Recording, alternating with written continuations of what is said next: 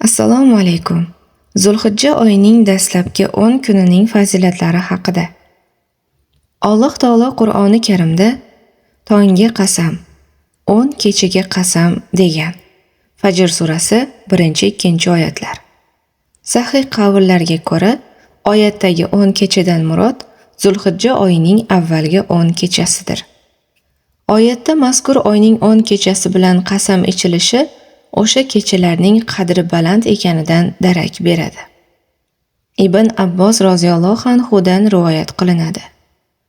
Rasululloh sallallohu alayhi vasallam Alloh uchun ushbu 10 kunlikda qilinadigan solih amallardan ko'ra sevimliroq amal yo'qdir dedilar. Shunda: "Ey Rasululloh, Alloh yo'lida jiddu jahd qilish hammi?" deb so'raldi. U zot: "Ha, Alloh yo'lida jiddu jahd qilish ham. Faqat bir kishi o'z joni va moli bilan chiqib, undan biror narsasiz qaytib kelsa, bundan mustasno" dedilar. Buxoriy, Abu Dovud, Termiziy, Dorimiy, Ibn Moja va Ahmad rivoyati. Zulhijjaning avvalgi 10 kunligi afzal ko'rilishidan ko'zlangan hikmat borasida shuni aytamizki, o'sha kunlarda hojilar haj amallarini bajarayotgan bo'ladilar. Kunlarning eng ulug'i Arafa va Qurbon hayiti ham aynan shu 10 kunlik ichidadir. Shu sabab bu vaqtda qilingan amallar Alloh uchun eng mahbub sanaladi.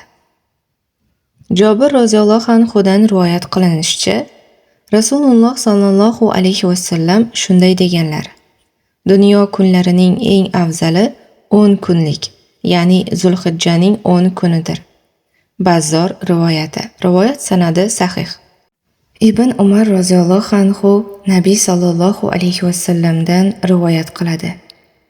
Alloh nazdida ushbu 10 kunlikda qilinadigan solih amallardan ko'ra ulug'roq va sevimliroq amal yo'qdir.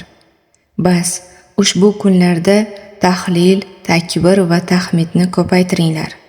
Ahmad, Bayhaqiy, Tabaroniy va Ibn Abu Shayba rivoyati. Rivoyat sanadi sahih.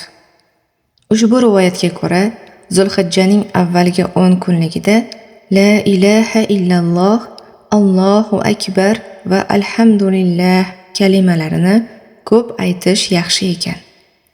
Hunayda ibn Xolid xotinidan u Nabiy sallallohu alayhi vasallam zavjalarining ba'zisidan rivoyat qiladi. Rasululloh sallallohu alayhi vasallam Zulhijjaning 9 kuni, Ashuro kuni va har oyda dushanba va payshanbadan boshlab 3 kun roza tutardilar. Abu Dovud, Nasoiy, Ahmad va Bayhaqiy rivoyati. Rivoyat sanadi sahih. Ushbu rivoyatda aytilishicha, Nabiy sallallohu alayhi vasallam Zulhijjaning avvalgi 9 kunida, Ashuro kuni va har oyda 3 kun roza tutardilar. Zulhijjaning 10-kuni Qurbon hayiti bo'lib, bu kunda roza tutish mumkin emas. Shu sabab roza haqida gap ketganda Zulhijjaning 9 kunida roza tutish iborasi ishlatiladi.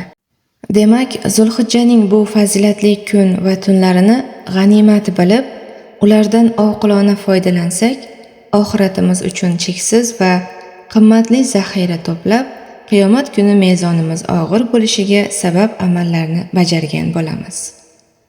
Zulhijjaning 1-kuni milodiy yil hisobi bilan 18-may va 10-kuni esa 27-mayga to'g'ri keladi.